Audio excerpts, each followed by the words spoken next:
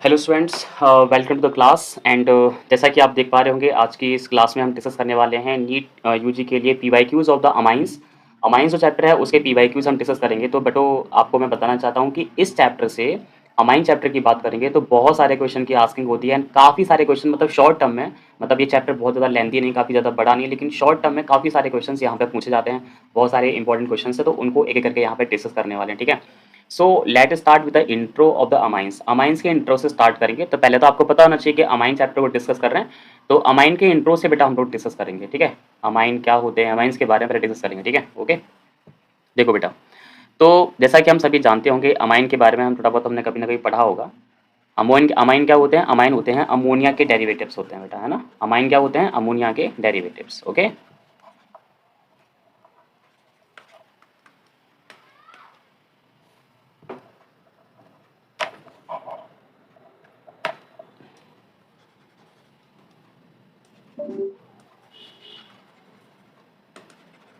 ठीक है। Okay, let begin. सबसे पहले बेटा आज हम डिस्कस करेंगे अमोनिया को डिस्कस करेंगे। तो हमने सभी ने अमोनिया को तो पढ़ा ही होगा बेटा, है ना। अमोनिया, अगर बेटा हम अमोनिया की बात करते हैं तो अमोनिया का फॉर्मूला हम सभी को आता है। अमोनिया का फॉर्मूला क्या होता है बेटा, NH3 होता है। ओके, अब हम बात करते हैं कि अमोनिया की अगर स्ट्रक्चर बनाई जाए तो आपने पढ़ा होगा कि अमोनिया की जो स्ट्रक्चर होती है बेटा वो पिरामिडल होती है इस तरह से। यहाँ भी यानी कि यहाँ पे नाइट्रोजन के साथ 3 हाइड्रोजन के एटम इस तरह से यहाँ पे अटैच्ड होते हैं, और नाइट्रोजन का जो एक लोन पेयर ऑफ इलेक्ट्रॉन जो होता है वो कुछ इस तरह से यहाँ पे होता है। This is the lone pair of electron, है ना। Lone pair of electron, lone pair of electron. तो पहले हम ये बात करेंगे कि जो अमाइन होते हैं वो कैसे फॉर्म होते हैं, और ये 3 हाइड्रोजन के एटम है। इस तरह से अमोनिया की जो स्ट्रक्चर है वो किस तरह की होती है, पिरामिडल स्ट्रक्चर होती है, ठीक है। अभी हमें करना क्या है, हमें बनाने हैं अमाइन। तो अमाइन जो है वो आखिरकार कैसे बनता है वो मैं आपको बता दूं। अमाइन बनाने के लिए बेटा हमें चाहिए होता है अमोनिया। अब अमोनिया में क्या करना होता है, अमोनिया में से एक हाइड्रोजन का एटम जो है वो सब्स्टिट्यूट करना होता है बाय द अल्काइल ग्रुप, यानी कि अल्काइल ग्रुप लगा देते हैं और हाइड्रोजन का एटम हटा देते हैं। तो यहाँ पे क्या होगा कि एक हाइड्रोजन हटा दिया तो यहाँ पे तो हो गया R, और यहाँ पे क्या होगा N, और यहाँ पे H2। तो ये जो RNH2 बेटा यहाँ पे मिला हुआ है, इस तरह के कंपाउंड को हम क्या बोलते हैं, अमाइन बोलते हैं, ठीक है। नाउ लेट डू, जैसे कि हमने क्या किया, ये नाइट्रोजन था, ठीक है, और ये हमने इसका लोन पेयर ऑफ इलेक्ट्रॉन ले लिया। उसके बाद हम यहाँ पे क्या करेंगे बेटा, 3 हाइड्रोजन के एटम थे उसमें से एक हाइड्रोजन के एटम को यहाँ से हटा दिया, और हटाने के बाद यहाँ पे क्या लगाएंगे बेटा, अल्काइल ग्रुप लगा देंगे। तो इस तरह से अगर आप इसे नोटिस डाउन करोगे तो यहाँ पे ये R है, उसके बाद सिंगल बॉन्ड NH2, ठीक है। तो ये क्या बन गया बेटा, RNH2 बन गया। और RNH2 को बेटा हम बोलते हैं प्राइमरी अमाइन। क्या बोलते हैं बेटा, प्राइमरी अमाइन, और इसे कभी कभी 1 डिग्री अमाइन भी कह देते हैं। सिमिलरली काम करेंगे कि अगर हम नाइट्रोजन के एटम लेंगे और नाइट्रोजन के एटम लेने के बाद अगर हम 2 हाइड्रोजन हटा दें और वहां पे 2 हाइड्रोजन हटा करके अगर हम 2 अल्काइल ग्रुप यहाँ लगा देते हैं और एक हम यहाँ पे हाइड्रोजन के एटम लगाते हैं, तब हमें जो अमाइन मिलेगा वो कुछ इस तरह का होगा, RNH, और यहाँ पे भी R।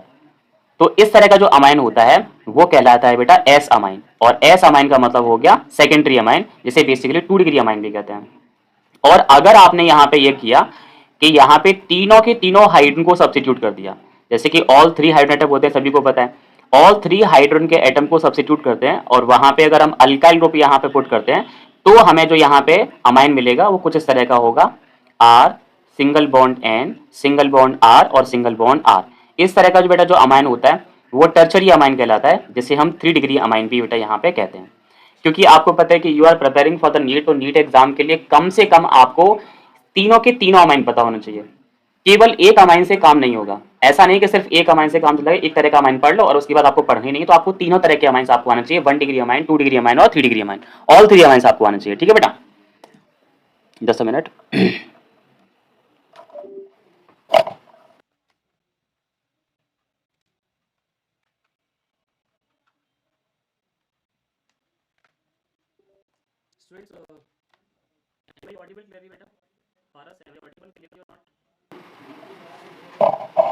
Tell me,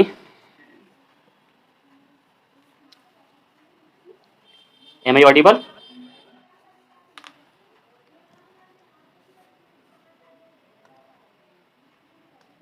Paras, tell me, am I audible clearly or not?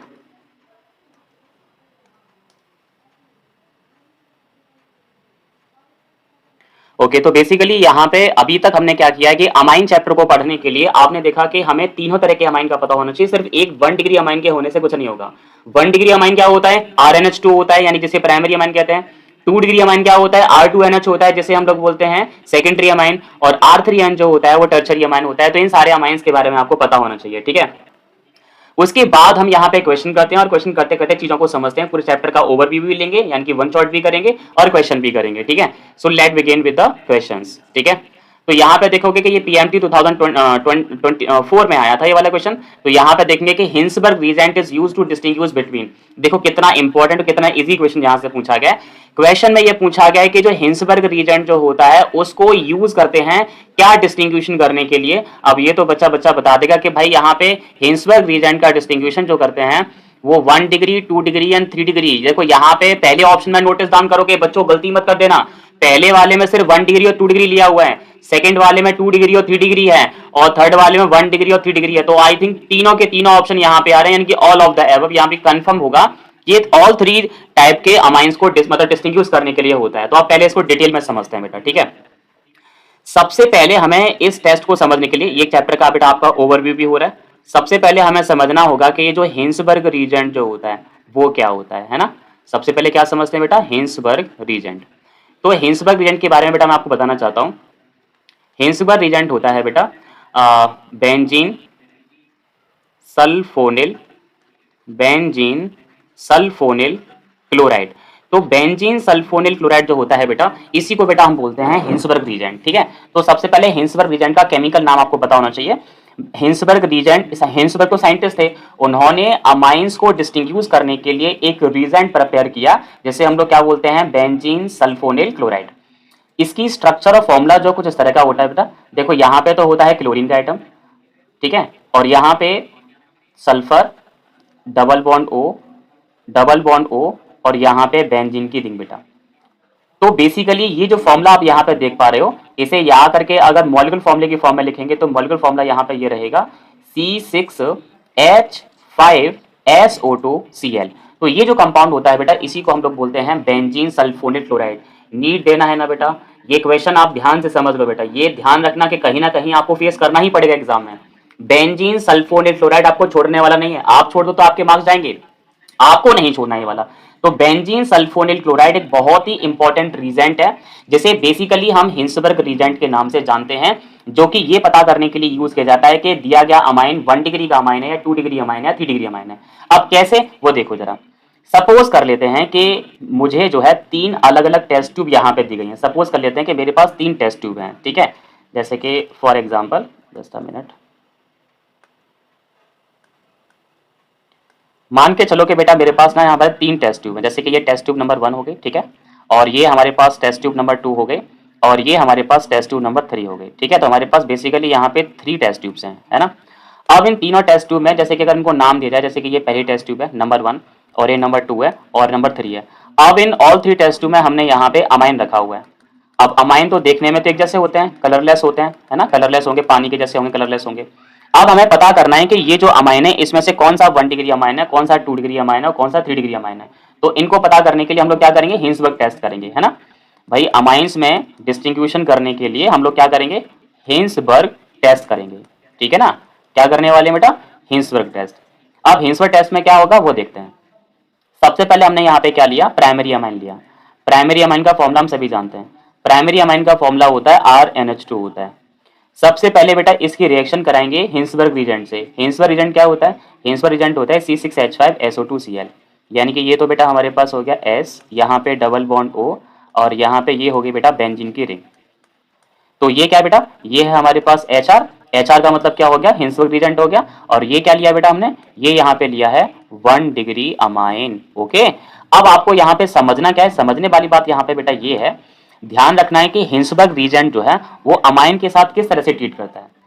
तो आपको शॉर्ट ट्रिक में ध्यान रखना है कि हिंसबर्ग रीजेंट का ये वाला जो पार्ट है, क्लोरीन वाला जो पार्ट है, वो अमाइन के पास, अमाइन में जो नाइट्रोजन के पास ये जो हाइड्रोजन का आइटम दिख रहा है ना, ये इसके साथ ट्रीट करता है, और ट्रीट करके वो क्या बनाएगा, HCl बनाएगा। क्या बनाएगा बेटा, HCl। तो पहली बार में यहाँ पे क्या होगा, साइड कंपाउंड जो निकलेगा वो क्या निकलेगा, HCl बनेगा, और यहाँ पे जो रिमेनिंग पार्ट है वो नाइट्रोजन के साथ अटैच हो जाएगा। तो यहाँ पे जो कंपाउंड बनेगा वो क्या बनेगा, RNH हो जाएगा बेटा, ठीक है, ये RNH हो गया। और RNH के बाद यहाँ पे जो रिंग जुड़नी थी यहाँ पे होगा सल्फर, यहाँ पे डबल बॉन्ड O और यहाँ पे डबल बॉन्ड O और यहाँ पे बेंजीन की रिंग, तो यहाँ पे ये कंपाउंड बनेगा, ठीक है। तो अब हमारे बच्चों को ध्यान रखना है कि ये कंपाउंड बनने की वजह से टेस्ट ट्यूब के अंदर जो है बेटा एक प्रेसिपिटेशन फॉर्म होगा, मतलब इस कंपाउंड की टेस्ट ट्यूब में क्या बनती है, पीपीटी बनती है। अब देखो 3 टेस्ट ट्यूब थी, तीनों टेस्ट ट्यूब में आपने मान के चलो कि हिंसबर्ग रिएजेंट डाला। आपने हिंसबर्ग रिएजेंट को पहली टेस्ट ट्यूब में भी डाला है, आपने हिंसबर्ग रिएजेंट को सेकंड टेस्ट ट्यूब में भी डाला और हिंसबर्ग रिएजेंट को थर्ड टेस्ट ट्यूब में भी डाला। अब यहाँ पे क्या होने वाला है वो भी थोड़ी देर बाद करेंगे, पहले केमिकल इक्वेशन को पूरा कर लेते हैं। तो हमने ये बताया कि अगर मान लो टेस्ट ट्यूब के अंदर 1 डिग्री अमाइन होगा तो वो हिंसबर्ग रिएजेंट के साथ जब पहली बार ट्रीट करती है तो इस तरह का कंपाउंड बन के आता है और ये कंपाउंड का प्रेसिपिटेशन होता है टेस्ट ट्यूब के अंदर। अभी क्या होता है, सेकंड टाइम ये प्रेसिपिटेशन जब हो जाता है उसके बाद हम इसमें डालते हैं पोटेशियम हाइड्रोक्साइड का एक्वेस सॉल्यूशन डालते हैं। क्या डालते हैं बेटा, पोटेशियम हाइड्रोक्साइड का एक्वेस सॉल्यूशन। अब होता क्या है कि पोटेशियम हाइड्रोक्साइड का ये जो एक्वेस सॉल्यूशन है तो इसमें से ये जो हाइड्रोक्साइड आयन जो दिख रहा है ना बेटा, ये हाइड्रोक्साइड आयन जो अमाइन है ना, अमाइन के पास अभी एक हाइड्रोजन और अवेलेबल है, तो इसका जो OH वाला जो पार्ट है वो इस हाइड्रोजन आयन के साथ ट्रीट करता है और ट्रीट करके यहाँ पे वाटर मॉलिक्यूल को बाहर निकालता है। और बाहर निकालने के बाद पोटेशियम आयन जो वो नाइट्रोजन के साथ यहाँ पे अटैच हो जाता है और यहाँ पे पोटेशियम सॉल्ट मिलता है। तो अब इस सिचुएशन में इस स्टेप पे आपको ये समझ के चलना है, जैसे ये पोटेशियम पे प्लस चार्ज हो गया और नाइट्रोजन पे ये हो गया माइनस चार्ज, पोटेशियम पे हो गया प्लस चार्ज और बाकी जो कंपाउंड जो था जैसे का था वैसे का वैसे ही आएगा। तो इस स्टेप पे क्या होता है कि जो प्रेसिपिटेशन जो फॉर्म हुआ था लास्ट स्टेप में पोटेशियम हाइड्रोक्साइड डालने के बाद वो जो प्रेसिपिटेट बन गया था वो प्रेसिपिटेट यहाँ पे डिसॉल्व हो जाता है ये कंपाउंड बनने की वजह से। तो हम यहाँ पे लिख देंगे कि इस स्टेप में क्या होता है, पीपीटी यहाँ पे डिसॉल्व हो जाती है ना, पीपीटी यहाँ पे क्या हो जाती है, डिसॉल्व। अब देखो दोबारा से एक बार ओवरव्यू करते हैं।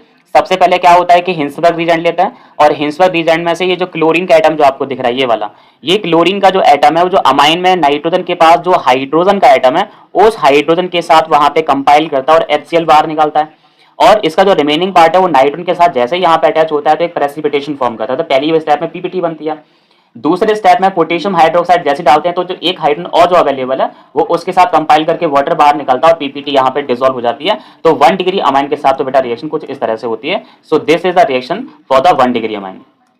अब हम बात करते हैं 2 डिग्री अमाइन के लिए बात करते हैं, ठीक है। हम 2 डिग्री अमाइन लेके चलेंगे। मान के चलो कि हमने एक 2 डिग्री अमाइन ले लिया, R और यहाँ पे N H और यहाँ पे R। तो आपको पता है कि यहाँ पे नाइट्रोजन के साथ क्योंकि 2 अल्काइल ग्रुप जुड़े हुए हैं तो ये 2 डिग्री अमाइन है। This is basically 2 degree amine है ना, ये हमारे पास क्या है बेटा, 2 डिग्री अमाइन है।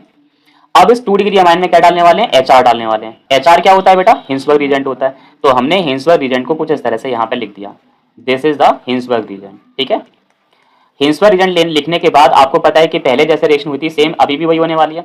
क्या होगा, सबसे पहले हिंसबर्ग रिएजेंट का जो क्लोरीन का जो एटम है वो इस हाइड्रोजन के साथ क्या करेगा, कंपाइल करेगा और कंपाइल करके क्या बनाएगा, HCl बनाएगा, ठीक है।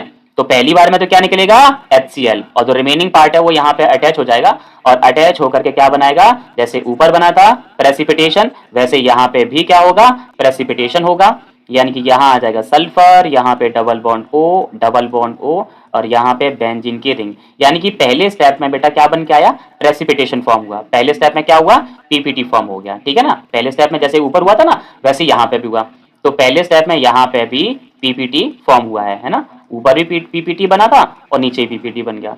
अभी हमें क्या करना है, पीपीटी को डिसॉल्व करने की कोशिश करनी है और कोशिश करने के लिए क्या डालेंगे बेटा, पोटेशियम हाइड्रोक्साइड डालेंगे। पोटेशियम हाइड्रोक्साइड कौन सा वाला होगा, एक्वेस वाला होगा।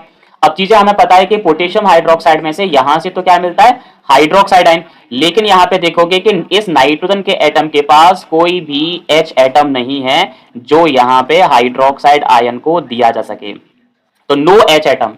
तो यहां पे सब्स्टिट्यूटेबल H एटम नहीं है और H एटम नहीं है, इट मींस दैट कि ये पोटेशियम हाइड्रोक्साइड से कोई भी रिएक्शन नहीं करेगा। तो यहां पे हम लिखेंगे नो रिएक्शन। और नो रिएक्शन के साथ साथ ये भी ध्यान रखना होगा कि जो पीपीटी पहले जो बनी हुई थी वो पीपीटी डिसॉल्व नहीं होगी। तो यहां पे लिखेंगे PPT do not dissolve, PPT do not dissolve, यानी कि पीपीटी जो बन के आई थी वो पीपीटी डिसॉल्व नहीं होगी। और अगर हमने यहाँ पे 3 डिग्री अमाइन के लिए अगर हम यहाँ पे करके चलते हैं, सपोज दैट हम यहाँ पे 3 डिग्री अमाइन लेते हैं जैसे कि बेटा हमने 3 डिग्री अमाइन के लिए आपको पता है कि 3 बार आर लेनी है, तो यहाँ पे आर और यहाँ पे एन, फिर से यहाँ पे आर और फिर से यहाँ पे आर। तो बेसिकली ये हमारे पास क्या है बेटा, this is the 3 degree amine. अब इस 3 डिग्री अमाइन में अगर हमने क्या किया, एच आर डाला, और एच आर आप जानते हैं एच आर क्या होता है, एच आर होता है सर हिंसबर्ग रीजेंट होता है, ठीक है। ये हमने यहाँ पे हिंसबर्ग रीजेंट डाला, और आपको पता है कि ऊपर जो आप प्रीवियस दो केमिकल इक्वेशन जो करके आए हो, तो उसमें क्या होता था, ये जो क्लोरीन का एटम जो होता था ना, क्लोरीन के एटम को क्या चाहिए होता था, क्लोरीन के एटम को पहले स्टेप में क्या चाहिए होता था, उसे चाहिए होता था हाइड्रोजन। किससे चाहिए होता, नाइट्रोजन से। तो यहाँ पे क्लोरीन का एटम तो अवेलेबल है, लेकिन यहाँ पे हाइड्रोजन का एटम नहीं है, और जब हाइड्रोजन का एटम नहीं है इट मींस क्या होगा, केमिकल रिएक्शन नहीं होगी। तो हमने यहाँ पे लिख दिया कि नो रिएक्शन, मतलब यहाँ पे कोई भी रिएक्शन नहीं होने वाली है। अब जब कोई रिएक्शन ही नहीं हुई, जब कोई इन दोनों के बीच में कोई रिएक्शन ही नहीं हुई है, तो आपको पहले स्टेप में पता है कि पीपीटी बन के आती है, तो यहाँ पे इसका मतलब ये हो गया नो पीपीटी फॉर्म, यानी कि यहाँ पे कोई भी पीपीटी ही नहीं बनेगी। तो यहाँ पे आपने लिखा कि नो पीपीटी फॉर्म्ड। तो इस तरह से केमिस्ट्री की लैब में हम यहाँ पे इन तीनों को डिस्टिंग्विश कर सकते हैं। So this is the all about the Hinsberg reagent. अब देखो जरा, जैसे ये टेस्ट ट्यूब थी ना, अब इन टेस्ट ट्यूब में हमने क्या करना था, सबसे पहले क्या डालना था, हिंसबर्ग रीजेंट डालना था। अब हिंसबर्ग रीजेंट डालने के बाद जैसे कि मानो कि इस वाले टेस्ट ट्यूब में पीपीटी बनी, इस वाले में पीपीटी बनी, है ना, और इस वाले में भी पीपीटी बनी, दो में तो पीपीटी बन रही है, लेकिन तीसरे वाले में पीपीटी नहीं बनी, ठीक है ना। तो पहली दो टेस्ट ट्यूब में क्या हो रहा है, पीपीटी फॉर्म हो रही है, लेकिन दूसरी अगले जो तीसरी टेस्ट ट्यूब में से पीपीटी नहीं बन रही है। तो एक बात कंफर्म है कि जिस टेस्ट ट्यूब के अंदर पीपीटी नहीं बन रही है, वो कंफर्म हो जाता है कि वहां पे वो जो अमाइन होगा वो कौन सा अमाइन होगा, 3 डिग्री अमाइन होगा, क्योंकि 3 डिग्री अमाइन पीपीटी नहीं बना था। और 3 डिग्री अमाइन पीपीटी क्यों नहीं बना था, क्योंकि नाइट्रोजन के पास हाइड्रोजन नहीं होता है। बात समझ में आ रही है।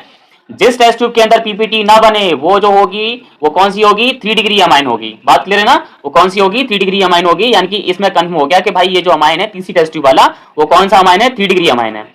और जिन दो अमाइन में टेस्ट ट्यूब में पीपीटी बन के आती है, वो या तो 1 डिग्री अमाइन होगा या फिर सेकेंडरी अमाइन होगा। अब उसमें भी क्या करना पड़ेगा, एक स्टेप आगे और बढ़ाना पड़ेगा। दोनों में क्या डालेंगे, पोटेशियम हाइड्रोक्साइड डालेंगे। पोटेशियम हाइड्रोक्साइड डालने पर अगर पीपीटी डिसॉल्व हो जाती है, तो इसका मतलब ये हो गया कि 1 डिग्री अमाइन है, और जिसमें पीपीटी डिसॉल्व नहीं होती है वो कौन सा है, 2 डिग्री अमाइन है। तो ऑन बिहाफ ऑफ दिस आप यहाँ पे आसानी से डिस्टिंग्विशन कर सकते हो कि कौन सी अमाइन 1 डिग्री है, कौन सी 2 डिग्री है, कौन सी 3 डिग्री है, ठीक है।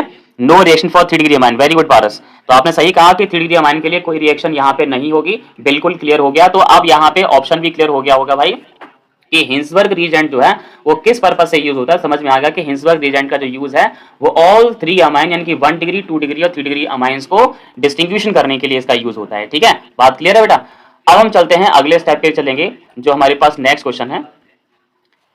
तो आई थिंक ये वाला क्वेश्चन सभी को क्लियर हो गया होगा कि किस तरह से हम 1 डिग्री 2 डिग्री और 3 डिग्री अमाइन को डिस्टिंग्विश करते हैं। तो इससे रिलेटेड कोई भी क्वेश्चन आ जाए आपका, कोई भी क्वेश्चन आ जाए कर ही डालोगे। जैसे कि मान लो कि एक पूछा गया कि एक अमाइन है और उसमें जब हम हिंसबर्ग रीजेंट डालते हैं ना तो पीपीटी नहीं बनती है, बताओ कौन सा अमाइन है, सर 3 डिग्री अमाइन होगा। अब ये कहा गया कि एक अमाइन है जिसमें हमने हिंसबर्ग रीजेंट डाला, पीपीटी फॉर्म हुआ, और फिर हमने उसमें एक्वस पोटेशियम हाइड्रोक्साइड सॉल्यूशन डाला, पीपीटी डिसॉल्व हो गया, बताओ कौन सा अमाइन है। तो सर वो 1 डिग्री अमाइन होगा। फिर एक क्वेश्चन और आ सकता है, जैसे कि मान लो कि एक अमाइन है जिसमें हमने हिंसबर्ग रीजेंट डाला, डालने के बाद वहां पे क्या हुआ कि पोटेशियम हाइड्रोक्साइड वहां डाला, लेकिन पीपीटी वहां पे डिसॉल्व नहीं हुआ। अब पीपीटी डिसॉल्व नहीं हुआ, इसका मतलब वो जो अमाइन होगा वो कौन सा अमाइन होगा, 2 डिग्री अमाइन होगा, ठीक है। ये ध्यान रखेंगे आप लोग।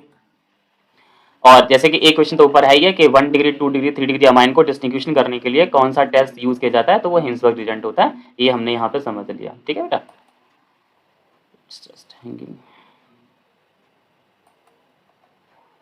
Just wait.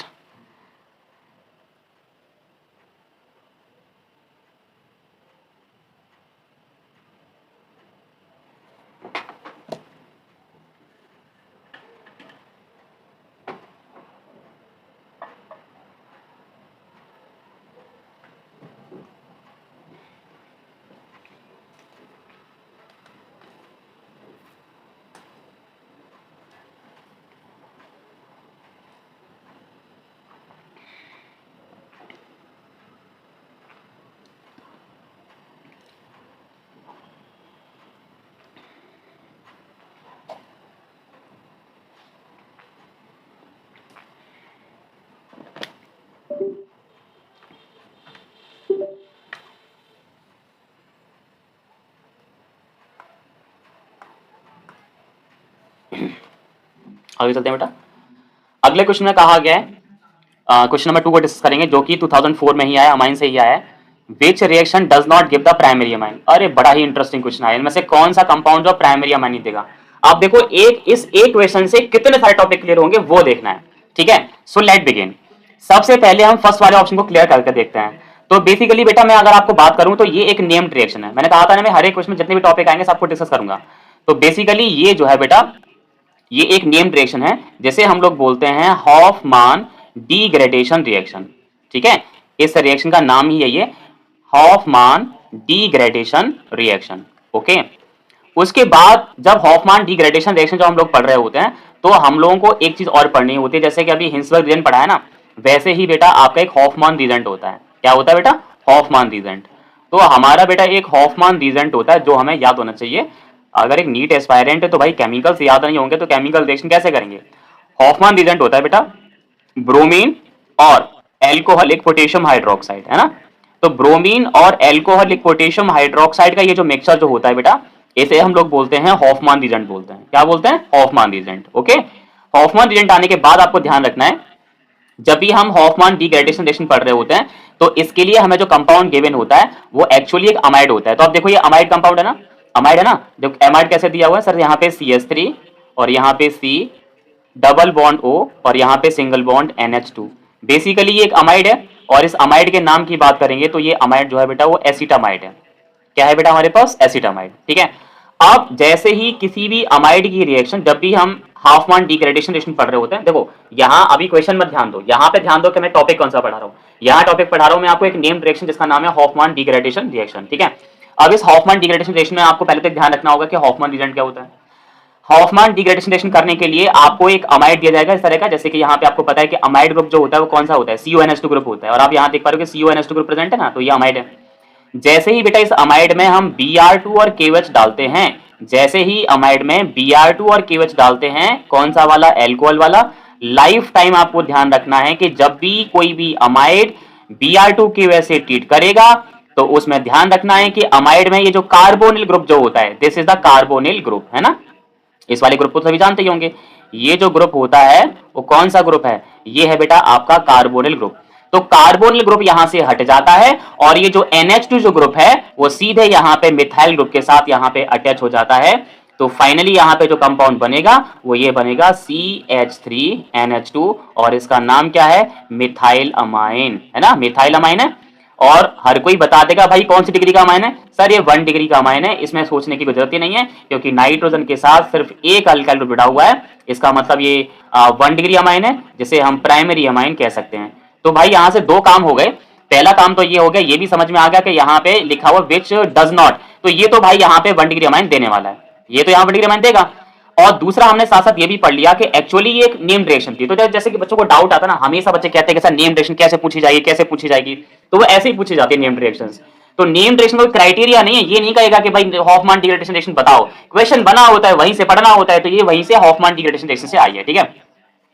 अभी हम यहाँ पे सेकंड पार्ट पढ़ते हैं। सेकंड पार्ट है भाई यहाँ पे एक, यहाँ पे मिथाइल का नाइट्राइल दे रखा है CH3 सिंगल बॉन्ड C और यहाँ पे ट्रिपल बॉन्ड N, ठीक है। अब यहाँ पे हमें क्या करना है कि एक लिथियम एल्यूमिनियम हाइड्राइड डाला है और इसके बारे में सभी को पता है भाई। लिथियम एल्यूमिनियम हाइड्राइड क्या है? एक रिड्यूसिंग एजेंट है जिसका काम क्या होता है? हाइड्रोजन देना होता है। तो जब भी हम साइनाइड को नाइट्राइल ग्रुप भी कहते हैं, इसका जब भी बेटा हम रिडक्शन करा रहे होते हैं ना, तो रिडक्शन कराने के लिए जो कार्बन जो होता है ना बेटा, कार्बन को याद करने के लिए, फर्दर याद करने के लिए इसे कहा जाता है कानू कहा जाता है, मतलब याद करने के लिए याद रखते हैं। और नाइट्रोजन को हम लोग क्या बोलते हैं? इसे बोलते हैं नानू बोलते हैं। याद रखना कि जब भी नाइट्राइल ग्रुप का यानी कि CN सिंगल बॉन्ड CN जो होता है उसको नाइट्राइल ग्रुप को कहते हैं। तो नाइट्राइल ग्रुप का जब भी हम रिडक्शन कराएंगे तो क्या होगा कि यहां से जो हाइड्रोजन सप्लाई होगी तो एक हाइड्रोजन मिलेगा कार्बन को और एक हाइड्रोजन मिलेगा नाइट्रोजन को, ठीक है। तो अब देखो क्या होगा, यहां पे होगा CH3 और यहाँ पे एक पीस से हाइड्रोजन मिल गया तो CH हो गया। अब एक पाई बॉन्ड यहां से कम हो जाएगा और यहाँ पे क्या मिलेगा? NH हो जाएगा। अभी क्योंकि ये स्ट्रॉन्ग रिड्यूसिंग एजेंट है तो इसे फर्दर रिड्यूस करेगा, यानी कि दोबारा से इसे रिड्यूस करेगा। तो दोबारा रिड्यूस करने पर क्या होगा? फिर से इस कार्बन को एक हाइड्रोजन मिलेगा और फिर से इस नाइट्रोजन को एक हाइड्रोजन मिलेगा। तो बेसिकली आप यहाँ पे नोटिस डाउन करोगे कि आपको यहाँ पे मिलेगा क्या? अमाइन। फिर से बेटा यहाँ पे अमाइन मिल गया। अमाइन है कि नहीं है? और इस अमाइन का नाम क्या है सर? इस अमाइन का नाम है इथाइल अमाइन, है ना बेटा, इथाइल अमाइन है ना। और इथाइल अमाइन में भी देखो जरा नाइट्रोजन के साथ कितने अल्काइल ग्रुप अटैच्ड हैं सर? केवल एक अल्काइल ग्रुप अटैच्ड है। इसलिए ये भी क्या होगा, प्राइमरी अमाइन होगा। तो एक बात सर यहाँ पे कंफर्म हो गया कि ये वाला भी यहाँ पे प्राइमरी अमाइन देने वाला है। तीसरे वाले की बात कर लेते हैं, थर्ड वाला। थर्ड वाले की बात करेंगे तो यहाँ पे अब हमारे पास नाइट्राइल ग्रुप नहीं है, कौन सा ग्रुप है, कार्बिल। कार्बिल अमाइन टेस्ट है, मतलब इसे कह सकते हैं लाइक कार्बिल ग्रुप भी कहते हैं। नाइट्राइल को जैसे आइसोसाइनाइड होता है ना, तो आइसोसाइनाइड ग्रुप यहाँ दिया है, ऊपर साइनाइड था, यहाँ पे आइसोसाइनाइड है। अगर मैंने आइसोसाइनाइड का रिडक्शन किया तो क्या मिलेगा, देखो जरा, बहुत ही इंटरेस्टिंग है, बड़ी मजेदार स्टोरी है इनकी। भाई ये जो लिथियम एल्यूमिनियम हाइड्राइड है, ये कैसा स्ट्रॉन्ग रिड्यूसिंग एजेंट है। तो पहले क्या देगा, एक देगा नानू को हाइड्रोजन और एक इसको देगा कानू को देगा हाइड्रोजन। तो दे देते हैं भाई और देखते हैं फिर क्या बनेगा। तो यहाँ पे हुआ, यहाँ पे हाइड्रोजन भी, यहाँ पे इसने दिया नहीं, यहाँ पे हाइड्रोजन भी आएगा बेटा, यहाँ पे ना बैलेंस यहाँ इन्होंने पूरी की, यहाँ पे CH होता है बेटा, तो यहाँ पे CH होगा। तो एक हाइड्रोजन इसको, एक हाइड्रोजन इसको, तो बेसिकली यहाँ पे क्या होगा, यहाँ पे हो गया CH3 हो गया, ठीक है, और यहाँ पे हो गया भाई आपका N हो गया, और एक हमने इसे हाइड्रोजन दे दिया बेटा इसको, ठीक है, और यहाँ पे हमने क्या किया, इसको एक हाइड्रोजन दे दिया। तो इस तरह की सिचुएशन यहाँ पे आ गई। अब दोबारा से अगर हम इसे हाइड्रोजन देने की कोशिश करेंगे, अगर दोबारा से इसे रिड्यूस करेंगे तो क्या होगा वो चेक कर लेते हैं, ठीक है। दोबारा से देने की कोशिश करो। अब यहाँ पे एक डाउट यहाँ पे ये आ रहा है कि भाई यहाँ पे ऐसी रिएक्शन यहाँ पे नहीं हो सकती, देखो जरा कुछ गड़बड़ हो रहा है, जरा चेक करो जरा। गड़बड़ यहाँ पे ये हो रहा है कि भाई नाइट्रोजन की वैलेंसी यहाँ पे ज्यादा हो रही है, तो इसका मतलब यहाँ पे ये सही था, इन्होंने यहाँ पे जो दिया था, यहाँ पे हाइड्रोजन जो है नहीं होगा, यहाँ बेटा हाइड्रोजन नहीं होगा। पता है क्यों, क्योंकि नाइट्रोजन की वैलेंसी कितनी 3 होती है। अगर हम इसको यहाँ पे कंसिडर करेंगे तो नाइट्रोजन की वैलेंसी 4 हो जाएगी, लेकिन ये एक्चुअली ये सिग्मा बॉन्ड नहीं है, ये डेटे बॉन्ड है, मतलब नॉन बॉन्डिंग इलेक्ट्रॉन पेयर यहाँ पे कार्बन को जा रहा है, तो मतलब 3 ही बॉन्ड है। तो इसका मतलब यहाँ पे ये होगा कि यहाँ पे इसका रिडक्शन हो ही नहीं सकता, इसका रिडक्शन नहीं हो सकता, क्योंकि नाइट्रोजन की वैलेंसी ऑलरेडी कंप्लीट है। नाइट्रोजन की वैलेंसी क्योंकि ऑलरेडी कंप्लीट है, तो यहाँ पे इसका रिडक्शन नहीं हो सकता, और जब रिडक्शन नहीं होगा इसका मतलब यहाँ पे नो रिएक्शन आ जाएगा, और जब यहाँ पे नो रिएक्शन होगा मतलब यहाँ पे कोई अमाइन ही नहीं बनेगा, नो अमाइन। अब क्योंकि यहाँ पे अमाइन नहीं बनेगा तो करेक्ट ऑप्शन कौन सा वाला रहेगा, 3 वाला।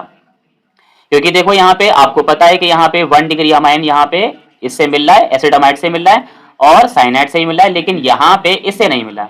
तो सेकंड क्वेश्चन का थर्ड ऑप्शन कौन, करेक्ट ऑप्शन कौन सा रहेगा, थर्ड वाला रहेगा। I hope you understand about this question, ठीक है। अगले क्वेश्चन के लिए चलते हैं बेटा, नेक्स्ट क्वेश्चन देखते हैं। भाई देखो जरा, अगला क्वेश्चन दे रखा है कि इस क्वेश्चन में यहाँ पे क्या होने वाला है वो देखेंगे। अगले क्वेश्चन में देखोगे तो यहाँ पे इस क्वेश्चन में कहा गया है कि अगर हम लाइक अमाइड लें, आपको पता है कि अमाइड है कि नहीं, सभी को पता ही अमाइड है। अब इस अमाइड की रिएक्शन जो है किससे कराने वाले हैं, इस अमाइड की रिएक्शन कराने वाले हैं किसके साथ, P2O5 के साथ कराएंगे, है ना। अमाइड की रिएक्शन जब P2O5 से कराएंगे और साथ साथ वहां पे गर्म भी कर रहे हैं, तो P2O5 से करा के आपको गर्म भी करना है, तो आपको बताना है कि यहाँ पे जो प्रोडक्ट मिलेगा ना, प्रोडक्ट कौन सा होगा ये बताना है, प्रोडक्ट कौन सा होगा ये बताना है आपको, ठीक है। तो देखो जरा, आपने हमेशा सीखा होगा, मैंने जब भी क्लास पढ़ाई है तो आपको हमेशा बताया भाई। तो पहले तो हमने यहाँ पे एसिटामाइड ले लिया, ये दे रखा है भाई CH3CONH2 ऐसा कंपाउंड दे रखा है। अब इस कंपाउंड में मेरे को डालना है P2O5, फास्फोरस पेंटाऑक्साइड डालना है और गर्म करना है। याद रखो बेटा, अगर पहले का याद नहीं है ना तो आज ही याद कर लो बेटा कि P2O5 कहीं पे भी किसी भी रिएक्शन में यूज हो रहा है और साथ साथ उसे गर्म ही किया जा रहा है, तो आपको ध्यान रखना है कि ये जो बंदा है ना P2O5, ये डिहाइड्रेटिंग एजेंट होता है, मतलब इसका काम होता है पानी को बाहर निकालना। तो अगर ये पानी को बाहर निकालेगा तो कैसे निकालेगा, तो पानी कहाँ से निकलने की पॉसिबिलिटी है, कार्बन से तो चला जाएगा ऑक्सीजन और नाइट्रोजन से चला जाएगा 2 हाइड्रोजन। ऐसा करने पर क्या होगा, कार्बन की भी 2 वैलेंसी इनकम्प्लीट होगी और नाइट्रोजन की भी 2 वैलेंसी इनकम्प्लीट होगी, क्योंकि इसके पास से 2 हाइड्रोजन क्या है, इसके पास से 1 ऑक्सीजन क्या है। तो ये दोनों क्या करेंगे, अपनी अपनी वैलेंसी को पूरा करने के लिए क्या करेंगे, मल्टीपल बॉन्ड्स बनाएंगे। और कितने मल्टीपल बनाएंगे, 2 मल्टीपल बॉन्ड बनाएंगे, एक तो पहले से था, एक और 2 और बना लिए। तो फाइनली ये जो कंपाउंड जो बना हुआ है कौन सा कंपाउंड है, एक और एक 2 कार्बन है, या फिर एक कार्बन है और ये साइनाइड है। तो यहाँ पे जो कंपाउंड बनेगा वो कौन सा बनेगा, मिथाइल साइनाइड। तो तीसरे वाले का जो करेक्ट ऑप्शन जो रहेगा वो 4 वाला आ जाएगा, मिथाइल साइनाइड, ठीक है। अगले क्वेश्चन को देखते हैं बेटा। अगले क्वेश्चन में कहा गया है कि अगर हम मान के चलो कि डाई अल्काइल अमाइन लेते हैं, तो डाई अल्काइल अमाइन तो आप जानते ही होंगे ना बेटा, die alkyl amine. Die alkyl amine क्या होते हैं, जब हमारे पास नाइट्रोजन से 2 अल्काइल ग्रुप जुड़े हुए होते हैं, तो ये सर हमारे पास डाई अल्काइल अमाइन है, ठीक है। अब इसकी रिएक्शन जो करानी है वो किससे करानी है, NaNO2 और HCl से। प्यारे बच्चों, अगर अमाइन करना है और ये रिएजेंट नहीं जानते तो भाई कुछ नहीं होने वाला आप लोगों का, ठीक है। तो पहले हम इसी को समझ लेते हैं, बहुत अच्छे से समझते हैं, फिर दोबारा आपको बताने की आवश्यकता ना पड़े। देखो बेटा, बेसिकली अगर हम बात करते हैं NaNO2 की बात करते हैं, ये होता है सोडियम नाइट्राइट। जब बेटा इसमें डाइल्यूट हाइड्रोक्लोरिक एसिड जब मिलाया जाता है तो इनके बीच में केमिकल रिएक्शन होती है, जिस केमिकल रिएक्शन से दो कंपाउंड बनते हैं। एक कंपाउंड जो बनता है वो बनता है नाइट्रस एसिड, और दूसरा कंपाउंड जो बनता है वो बनता है सोडियम, हाँ सोडियम क्लोराइड बनता है। दूसरा कंपाउंड जो बनता है बेटा वो यहाँ पे सोडियम क्लोराइड बनता है, यानी कि NaCl।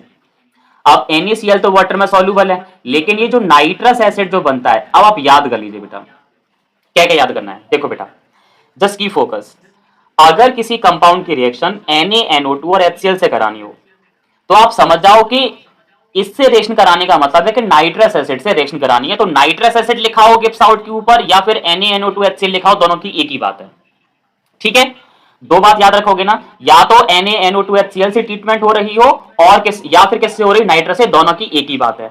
और दूसरी बात आपको ध्यान रखनी है कि नाइट्रस एसिड का काम क्या होता है कि नाइट्रस एसिड एक तो हमें देता है न्यूक्लियोफिलिक पार्ट यानी कि नेगेटिव पार्ट, और नेगेटिव पार्ट होता है बेटा इसका OH नेगेटिव, और एक देता है यहाँ पे इलेक्ट्रोफिलिक पार्ट यानी कि NO पॉजिटिव। बेटा इन बातों को ध्यान मत रख, भूलना मत बेटा, क्योंकि भूल गए तो आपको कुछ नहीं होने वाला है। तो क्योंकि क्वेश्चन छोटे छोटे से क्वेश्चन आपको इतने इजी क्वेश्चन होते हैं, अगर आप बेसिक थिंग्स को नहीं जानते ना तो आप यहाँ पे टॉपिक्स नहीं कर सकते। तो ध्यान रखना है कि भाई NaNO2 HCl से ट्रीटमेंट कराएंगे तो नाइट्रस बनता है, नाइट्रस के यहाँ पे दो पार्ट होता है, एक होता है OH नेगेटिव। OH नेगेटिव को बचपन से ही जानते हैं कि OH नेगेटिव कौन सा वाला आयन होता है, OH नेगेटिव को हम बोलते हैं हाइड्रोक्साइड आयन कहते हैं। और एक होता है NO पॉजिटिव, NO पॉजिटिव का नाम होता है बेटा नाइट्रोसोनियम आयन, है ना, इसे नाइट्रोसोनियम आयन कहा जाता है, नाइट्रोसोनियम आयन। ठीक है, अभी देखो यहाँ पे क्या करना है, तो उसने कहा कि डाइअल्काइल अमाइन लो, तो सर ले लिया डाइअल्काइल अमाइन यानी कि सेकेंडरी अमाइन है। अब इसमें डालना है भाई, क्या डालना है, NaNO2 HCl।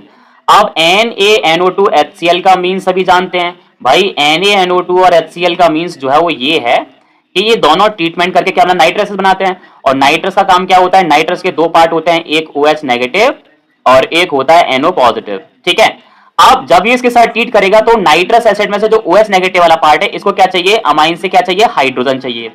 तो हाइड्रोजन को लेकर के ये कौन सा कंपाउंड बाहर निकालेगा, H2O बाहर निकालेगा, और ये वाला जो ग्रुप जो बचा वो नाइट्रोजन के साथ जुड़ जाएगा।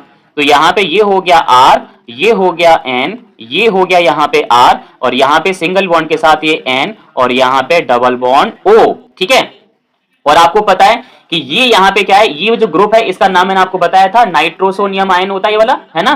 तो अब इस नाइट्रोसोनियम आयन के जुड़ने की वजह से नाइट्रोसोनियम आयन किससे जुड़ा है, अमाइन से जुड़ा है। तो अगर हम इसे कहें तो हम इसे कह सकते हैं कि इसे कहा जा सकता है, क्योंकि इसमें जो फंक्शनल ग्रुप है वो है नाइट्रोसो है, और बेसिकली ये जो कंपाउंड है वो कौन है हमारे पास, अमाइन है। तो फाइनली आपको हमेशा ध्यान रखना है, एज ए रिजल्ट ध्यान रखना है, जब भी 2 डिग्री अमाइन, आगे भी क्वेश्चन आ सकते हैं, जब भी हमारा 2 डिग्री अमाइन, जब भी हमारा 2 डिग्री अमाइन ट्रीट करेगा किसके साथ, नाइट्रस एसिड से ट्रीट करेगा, यानी कि NaNO2 HCl से करेगा तो नाइट्रोसो अमाइन बनेंगे, और नाइट्रोसो अमाइन के लिए जो करेक्ट ऑप्शन जो रहेगा फोर्थ क्वेश्चन का वो कौन सा आ जाएगा, सेकंड वाला आ जाएगा। तो hope so this question will be clear for you. ठीक है, तो आपको भाई ये ध्यान रखना है NaNO2 HCl का जो मिक्सचर होता है वो HNO2 बनाता है। HNO2 के दो पार्ट होते हैं, एक न्यूक्लियोफिलिक पार्ट मतलब नेगेटिव पार्ट हाइड्रोक्साइड आयन, और एक इलेक्ट्रोफिलिक पार्ट मतलब कि पॉजिटिव पार्ट मतलब नाइट्रोसोनियम आयन। तो जब ये ट्रीट करते हैं तो OH के साथ कंपाइल करके H2 बाहर निकालता है, नाइट्रोसो ग्रुप यहां जुड़ जाता है तो नाइट्रोसो अमाइन बन जाता है। तो I hope this question is clear for you. अगला क्वेश्चन देखो भाई जरा, अगले क्वेश्चन में कहा गया है कि बाई हीटिंग, बाई हीटिंग का मतलब होता है गर्म करने पर, विद मिक्सचर, पहले तो प्रोपेन लेके चलना है। प्रोपेन तो भाई सभी जानते हैं, प्रोपेन CH3 CH2 और CH3, ये तो है भाई आपका प्रोपेन। ओके, अब प्रोपेन नाइट्राइल है बेटा, प्रोपेन नहीं है, प्रोपेन नाइट्राइल है। प्रोपेन नाइट्राइल में क्या होगा, नाइट्राइल ग्रुप मैंने आपको अभी बताया था ना, नाइट्राइल ग्रुप जो होता है वो क्या होता है, साइनाइड वाला ही नाइट्राइल ग्रुप होता है। तो अगर इसका IUPAC से नेम करेंगे तो भाई ये प्रोपेन 3 कार्बन की चेन है, 1 2 3, प्रोपेन नाइट्राइल हो गया।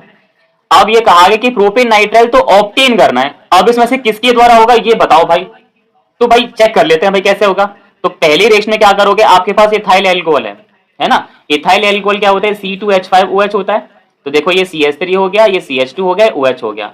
इसकी ट्रीटमेंट जो करानी है वो किससे करानी है, KCN से करानी है। और KCN क्या करेगा, सब्स्टिट्यूशन करेगा, है ना, क्या करेगा, साइनाइड जो है क्या करेगा, OH को यहां से हटा देगा, है ना, और CN खुद वहां लग जाएगा, साइड कंपाउंड क्या निकलेगा, KOH निकलेगा, और यहाँ पे कौन सा ग्रुप आ जाएगा, साइनाइड आ जाएगा।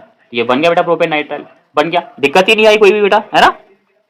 यहाँ पे तो सॉरी अभी एक चीज देखनी पड़ेगी भाई, साइनाइड तो OH से कैसा होता है, साइनाइड OH से कम लाइक स्ट्रॉन्ग न्यूक्लियोफिलिक रिएजेंट है, तो मतलब यहाँ पे रिएक्शन हो नहीं सकती बेटा, क्योंकि मतलब जो साइनाइड है ना, वो साइनाइड इसको हटा ही नहीं सकता। साइनाइड की बात करेंगे तो इसे हटा ही नहीं पाएगा ना। तो मतलब यहाँ पे एक काम करो, यहाँ पे लिख दो भाई कि इनके बीच में यहाँ पे कोई रिएक्शन होनी नहीं वाली है। तो यहाँ पे तो लिख दो भाई नो रिएक्शन, क्योंकि भाई साइनाइड OH को कब से हटाने लगा, OH साइनाइड को हटा सकता है। अगला है प्रोपाइल एल्कोहल है भाई। प्रोपाइल एल्कोहल में 3 कार्बन की चेन, 1 2 3, और यहाँ पे क्या लगा दिया OH, KCN फिर से आ गया। तो भाई अभी वाली बात है कि यहाँ पे कोई रिएक्शन नहीं होने वाली है, तो यहाँ पे भी नो रिएक्शन, मतलब कुछ नहीं होने वाला है इसका, ठीक है। उसके बाद यहाँ पे तीसरा वाला है इथाइल क्लोराइड, है ना, तीसरा वाला ऑप्शन। इथाइल में 2 कार्बन की चेन और यहाँ पे Cl, यहाँ हो जाएगी बेटा रिएक्शन। अगर यहाँ पे KCN करेंगे तो CnCl को हटा देगा, साइड कंपाउंड क्या निकलेगा, KCl निकलेगा, और यहाँ पे इथाइल के साइड क्या आ जाएगा, साइनाइड। और यहाँ पे देखो एक कार्बन ये रहा, एक कार्बन ये रहा, एक कार्बन ये रहा, तो ये क्या हो गया, प्रोपेन नाइट्राइल हो गया। तो करेक्ट ऑप्शन कौन सा रहेगा, थर्ड वाला ऑप्शन रहेगा, ठीक है, क्योंकि एल्कोहल को KCN से ट्रीट नहीं करा सकते, इससे हो जाएगा। अगर फोर्थ ऑप्शन की बात आप कर रहे होते तो उससे क्या होता, देखो जरा, प्रोपाइल क्लोराइड था, मतलब 3 कार्बन की चेन और यहाँ पे Cl। तो अगर यहाँ पे अगर आपने KCN करवाया होता तो CN यहाँ पे इस तरह से यहाँ आता, 1 2 3 कार्बन की चेन, और यहाँ पे आ जाता साइनाइड। तो यहाँ पे नंबर ऑफ कार्बन एटम्स कितने होते, 4 होते। तो यहाँ पे देखो 1 और यहाँ पे 2 और यहाँ 3 और यहाँ 4, तो यहाँ प्रोपेन नाइट्राइल ना मिलकर के ब्यूटेन नाइट्राइल मिलता। तो इसलिए चौथा ऑप्शन यहाँ पे करेक्ट नहीं हो सकता। करेक्ट ऑप्शन कौन सा रहेगा भाई, यहाँ पे थर्ड वाला रहेगा, ठीक है। तो आई होप ये क्वेश्चन भी भाई आपको क्लियर हो गया होगा सभी को, ठीक है। आगे चलते हैं, अगले क्वेश्चन को देखते हैं। अगला क्वेश्चन देखो जरा, ये फिर से एक बहुत ही इंपॉर्टेंट रिएक्शन आ गई भाई। इसे बोलते हैं डायजोनियम टेस्ट बोलते हैं। अब डायजोनियम टेस्ट क्या होता है, कैसे क्या क्या क्या चीजें रखी है, वो पढ़ लेते हैं। पहले क्वेश्चन को पढ़ लेते हैं, फिर बाकी आगे सॉल्व करते हैं। इसने कहा है कि भाई एनिलीन लेना है। अब एनिलीन का करना है डाई एजोटेज करना है, मतलब डाई एजोटेशन करना है, और किसमें करना है, ठंडे पानी में करना है।